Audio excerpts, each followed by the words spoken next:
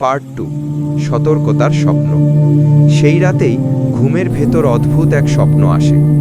সে দেখে অন্ধকার এক প্রান্তরে দাঁড়িয়ে আছে সে। চারপাশে নিস্তব্ধতা, কেবল বাতাসের হাহাকার, আলো নেই, তলোয়ার নিভে গেছে। হঠাৎ আকাশ কাঁপিয়ে এক কণ্ঠ শোনা যায়, হে কামরান, তুমি কি এখন আমার নামের জন্য যুদ্ধ করো, না মানুষের প্রশংসার জন্য?